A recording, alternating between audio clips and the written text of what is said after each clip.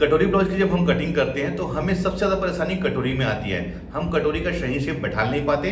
कटोरी कई बार हमारी ज़्यादा नोकीला बन जाती है या कई बार हमारी कटोरी चपटी बनती है, खास करके छोटे साइज के ब्लाउज में। तो आज अपने इस वीडियो में 32 साइज कटोरी ब्लाउज की कटिंग हमें किस प्रकार से करना है वो बताऊंगा।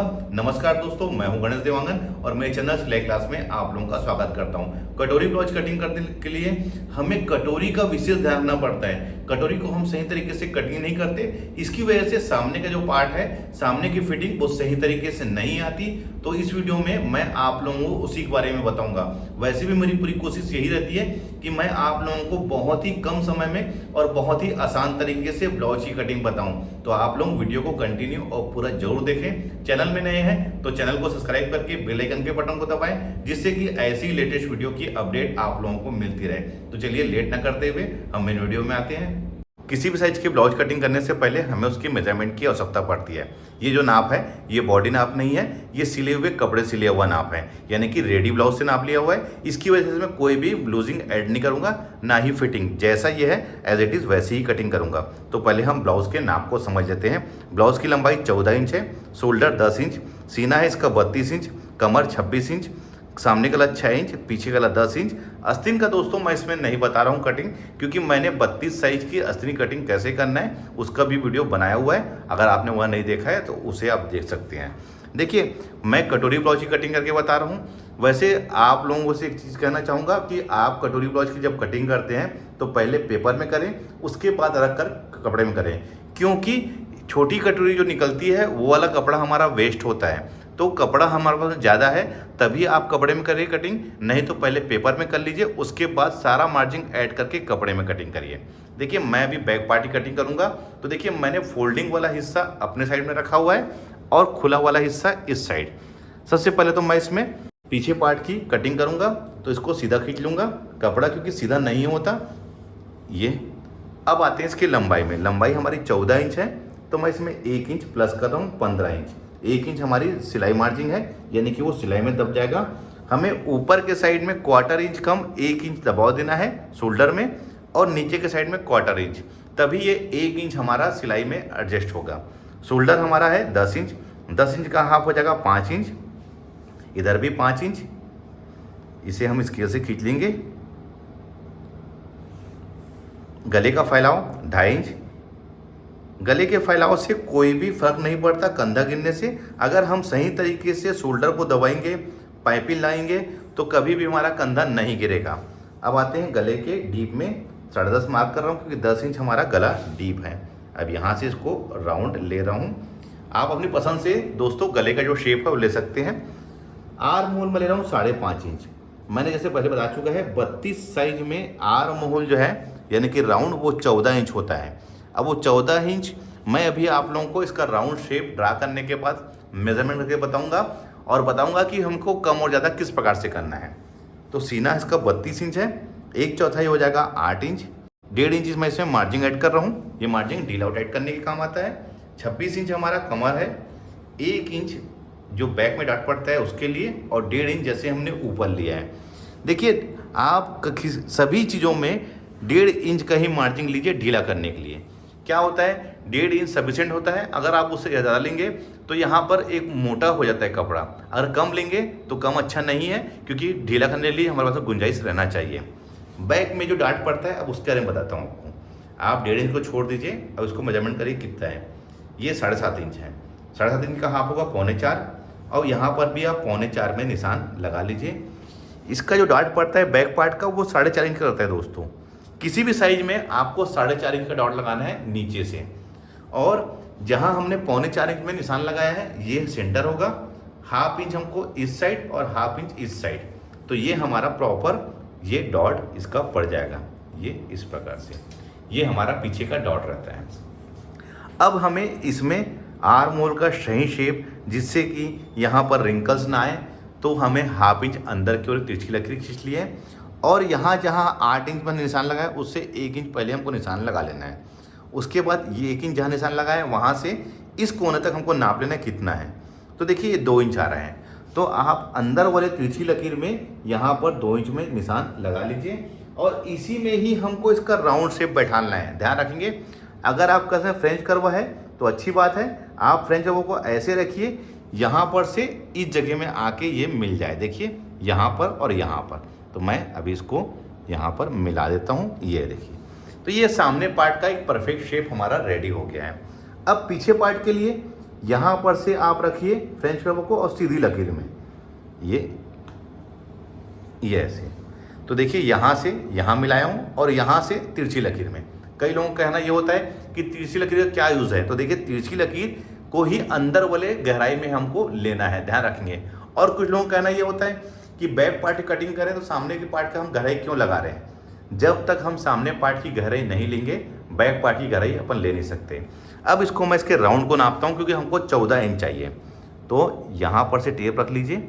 अब इसको बिल्कुल प्रॉपर ऐसे मेज़रमेंट करिए कि 14 इंच आ रहा है कि नहीं आ रहा। तो देखिए ये यहाँ पर इसका 14 इंच आ रहा है। कहाँ? यहाँ पर। ये हमारा इतना जो पोर्शन है 1.25 इंच, ये हमारा शोल्डर में दब जाएगा। तो देखिए ये 14 इंच प्रॉपर आ गया है, यानी कि 7 इंच का डबल 14 इंच होता है। अब हमें मान लो इसकी गहराई यानी कि 15 इंच हमको इसका आर्म होल चाहिए। तो आप ये 5.5 जो लिया हूँ इसको 6 इंच में निशान लगा लेना है और 6 इंच में ही हमको इसका राउंड शेप ऐसे बैठाना है। मैं रफली बता रहा हूँ आपको। अगर मान लो हमको 13 इंच चाहिए तो जो 5.5 इंच हमने लिया है उसको 5 इंच ले लीजिए। यानी कि आर्म होल हमको बढ़ाना है तो नीचे की साइड से बढ़ाना पड़ेगा और छोटा रखना है तो ऊपर के साइड में। ये तरीका होता है आर्म होल, सही आर्म होल कटिंग करने का। तो देखिए बैक पार्ट तो हमारा बिल्कुल रेडी है। तो चलिए इसको हम कट कर लेते हैं।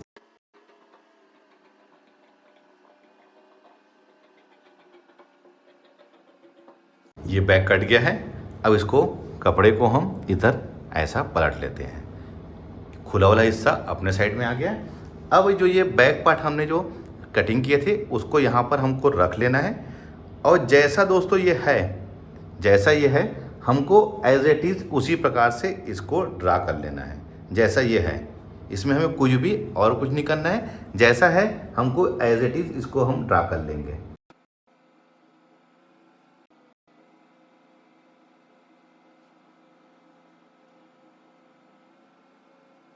अब इसको हटा लेंगे। सबसे पहले मैं इसके गले का फैला ले लेता हूँ। 2.5 इंच गले का फैला ले रहा हूँ, क्योंकि हमने पीछे भी 2.5 इंच कर लिया है, यहाँ पर भी 2.5 इंच। अब इसे हम सीधा खींच लेंगे। सामने गला हमारा 6 इंच है तो 6.5 मैं इसको मार्क कर रहा हूँ।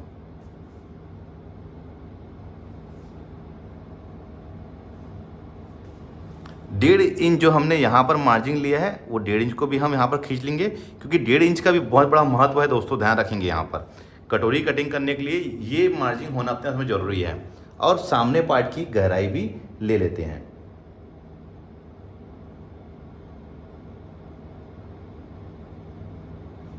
ये सामने पार्ट की। अब हमें इसका बस्ट पॉइंट लेना है। 32 इंच सीना है तो 32 को 4 से भाग दे देंगे तो ये हमारा हो जाएगा 8 इंच। 8 इंच में 1 इंच प्लस कर लेंगे और जो हम ऊपर में सिलाई मार्जिन लेते हैं 1.25 इंच उसको, तो ये हमारा 9.25 हो जाएगा। 9.25 में यहाँ पर ड्रा कर लीजिए और इसे आप सीधा स्केल से खींच लीजिए। अब हमें इसके नीचे बेल्ट का निशान लगाना है। तो बेल्ट का निशान देखिए यहाँ पर से हमको 2 इंच में, ये 2 इंच में, ध्यान रखेंगे 2 इंच में। अगर ये 4 डॉट बेल्ट ब्लाउज होता तो हम 2.5 इंच में लेते, क्योंकि डॉट पड़ता है तो ½ इंच उसका भी मार्जिन हमको ऐड करना पड़ता है। ये हमने 2 इंच में। अब देखिए हमको कटोरी लेना है। तो कटोरी लेने का बहुत ही आसान तरीका है दोस्तों। ये जो मार्जिन है इसको छोड़ देना है हमको और यहाँ पर 2.5 इंच ले लेना है। देखिए यहाँ से 2.5 इंच। अब हमें इसको मेजरमेंट कर लेना है कितना इंच है। तो ये आ रहा है हमारा 5.25 इंच। यहाँ पर भी आप 5.25 इंच में निशान लगा लीजिए। देखिए ये 2.5 इंच को छोड़ने के बाद जो भी हमारा बचेगा पार्ट वही हमारा कटोरी रहेगा। तो ये हमारा 5.25 इंच आया है। तो 5.25 इंच मैं यहाँ पर भी निशान लगा लिया है और इस साइड में देखिए दोस्तों 2 इंच में आप निशान लगा लीजिए यहाँ पर, और इस साइड आप निशान लगा लीजिए 5 इंच में। 5 में भी लगा सकते हैं, 5.5 में भी लगा सकते हैं, कोई तकलीफ नहीं है। अब यहाँ से आप इसको सीधा ऐसा ले लीजिए और इधर से ये ऐसा। ये इस कटोरी का शेप निकालने का बहुत आसान तरीका है। आप इस तरीके से अगर निकालेंगे कटोरी का शेप तो कभी भी कोई भी दिक्कत नहीं होगी। और कटोरी का जो साइज है वो भी बहुत बढ़िया रहेगा दोस्तों। इसका पफ जो है बहुत बढ़िया बनेगा अगर आप इस तरीके से कटोरी को लेंगे तो। देखिए ये तो हो गया। अब यहाँ पर इसको हल्का सा राउंड शेप ले लेते हैं, क्योंकि कटोरी हमारी यहाँ पर से राउंड रहेगी, ये ऐसे। ये तो अब देखिए इसका शेप कितना बेहतरीन आया हुआ है। अब हमें क्या करना है, इसका सेंटर ले लेना है। तो ये 5.25 इंच है, इसको आप ऐसा फोल्ड कर लीजिए टेप को, और यहाँ पर निशान लगा लीजिए, और वैसे ही यहाँ पर भी निशान लगा लीजिए। तो यही हमारा मेन बस्ट पॉइंट होगा, ध्यान रखेंगे, यही हमारा कटोरी का मेन बस्ट पॉइंट होगा। और इस साइड आप 1 इंच में निशान लगा लीजिए यहाँ पर, और इसको यहाँ पर ऐसा ला के राउंड शेप में मिला लीजिए। तो ये हमारा देखिए बेल्ट का भी शेप रेडी हो गया है। अब हमें मार्जिंग ऐड करना है, तो इसमें हमको कोई मार्जिंग नहीं देना है। कटोरी अभी हम काट के बाहर निकालेंगे, तो डॉट के लिए हम अलग से मार्जिंग लेंगे, क्योंकि ये कटोरी छोटी है, हम नई कटोरी बनाएंगे। और नीचे बेल्ट में लेना है मार्जिंग, तो आप नीचे में 1 इंच की मार्जिंग ले लीजिए। यही मार्जिंग हमारी यहाँ पर भी काम आएगी और यहाँ नीचे के साइड भी काम आएगी। देखिए एक चीज़ बताना चाहूँगा, जैसे जैसे साइज जो होता है कटोरी ब्लाउज का छोटा होता है, तो ये बेल्ट है ये चौड़ा होगा, और कटोरी ब्लाउज का अगर साइज बड़ा होते जाता है तो ये जो हमारा जो बेल्ट है ये सकरा होते जाएगा, यानी कि इधर से नीचे आएगा। क्योंकि जैसे जैसे बस्ट पॉइंट हमारा नीचे आएगा, वैसे ये 2 इंच में हमने जो निशान लगाया वो इधर नीचे आते जाएगा। ये सही तरीका होता है कटोरी ब्लाउज कटिंग करने का। तो चलिए मैं इसको कट करके अलग कर लेता हूँ, कटोरी को, बेल्ट को, फ्रंट को।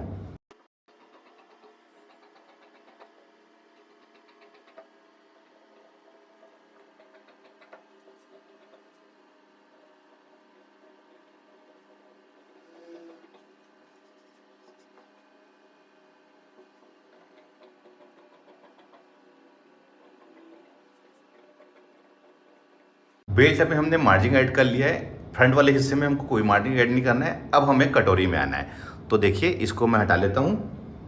अब कटोरी के लिए जैसे मैंने ये कपड़ा ले लिया है, कटोरी कटिंग करने के लिए हमें सबसे पहले एक चीज़ का ध्यान रखना है कि कपड़ा हमेशा उरेब होना चाहिए। तो ये वाला पोर्शन हमारा सीधा है, ये उरेब है। तो हमें क्या करना है, इसको ऐसे तिरछा इसको यहाँ पर सेट करना है। देखिए ऐसे तिरछा, ध्यान रखेंगे ऐसे तिरछा होना चाहिए। अब ये जैसा है दोस्तों, हम इसको एज इट इज़ इसको यहाँ पर कॉपी कर लेंगे, यानी कि ड्रा कर लेंगे।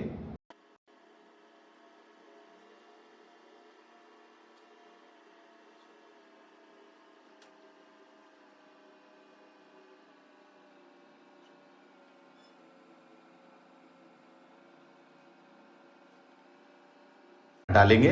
अब यहाँ पर से पहले तो एक सीधी लकीर खींच लेंगे, ये ऐसे। अब हमें दोनों साइड, इस साइड भी और इस साइड भी 1.25 इंच इसमें ऐड करना है, इधर भी और इधर भी, ये ऐसे। इस साइड 1/2 इंच और इस साइड 1/2 इंच, ये ऐसे।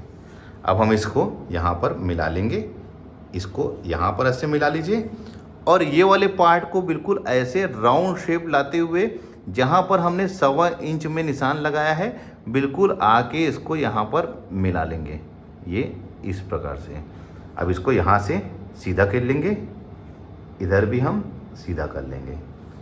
अब हमें क्या करना है, यहाँ से टेप रख के नीचे के साइड में 3.5 इंच, ध्यान रखेंगे ये तो हिस्सा हमारा 2 इंच का था, तो नीचे के साइड में हमने 1.5 इंच एक्स्ट्रा लिया है। अब इसको यहाँ पर ला के मिला लेंगे, ये वाले हिस्से को, और ये वाले को हिस्से को इधर मिला लेंगे, ये ऐसे। तो ये हमारा बिल्कुल कटोरी का शेप हो गया है। अब इसका डॉट कैसे लगाना है, 1.25 इंच इस साइड हमने बढ़ाया था, 1.25 इंच इस साइड, तो इसी सेंटर मान के हमको 1.25 इंच इस साइड में और 1.25 इंच इस साइड में, दोनों साइड में हमको 1.25 इंच में निशान लगा लेना है। यही हमारी कटोरी का डॉट बनेगा, ये और इधर ये। तो देखिए ये 1.25 इंच और ये 1.25 इंच है। अब इसको मैं कट कर लेता हूँ, उसके बाद इसका शेप दिखाता हूँ दोस्तों, इसका शेप कैसे आया है।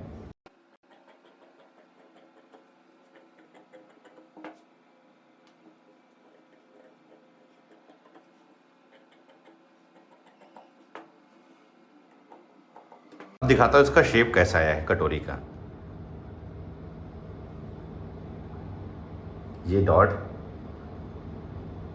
अब देखिए दिखा रहा हूँ आपको, ये देखिए इसका शेप बहुत ही बेहतरीन आया हुआ है। ना कटोरी हमारी चिपटी है ना ही नोक है, ये देखिए कितना परफेक्ट शेप आया हुआ है। आपको इसी प्रकार से ही कटोरी ब्लाउज की कटिंग करना है। अगर आप इस तरीके से कटोरी ब्लाउज की कटिंग करेंगे तो कभी भी कोई भी दिक्कत नहीं होगी, फिटिंग बहुत ही बढ़िया मिलेगी। ये हमारा बेल्ट हो गया, ये देखिए वाला हिस्सा, और ये वाला हिस्सा हमारा फ्रंट हो गया। बहुत ही बढ़िया फिटिंग आएगी। इस तरीके से आप कटोरी ब्लाउज की कटिंग करेंगे तो ना कटोरी आपकी चेप्टी बनेगी, ना ही नोक बनेगा।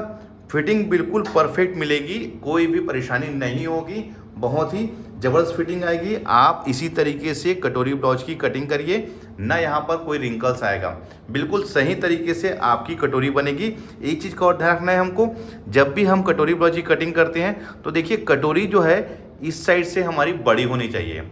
वो क्या है, जब हम इसको स्टिच करेंगे तो ये कटोरी को हमको खींच के नहीं लगाना है, बिल्कुल हल्के हाथों से लगाना है। अगर आप इसकी स्टिचिंग भी सही तरीके से करेंगे तो कोई भी परेशानी नहीं होगी। तो देखिए मैंने आज आप लोगों को 32 साइज कटोरी ब्लाउज की कटिंग किस प्रकार से करना है मैंने पूरी डिटेल से आप लोगों को बताया है। उम्मीद करता हूं कि यह वीडियो देखकर आप 32 साइज कटोरी ब्लाउज की कटिंग कैसे करना है सीख गए होंगे। वीडियो अच्छा लगा है तो लाइक करें, शेयर करें। मिलते हैं अपने किसी ऐसी जानकारी भरे वीडियो में। जब तक के लिए take care, thank you for watching, जय हिंद।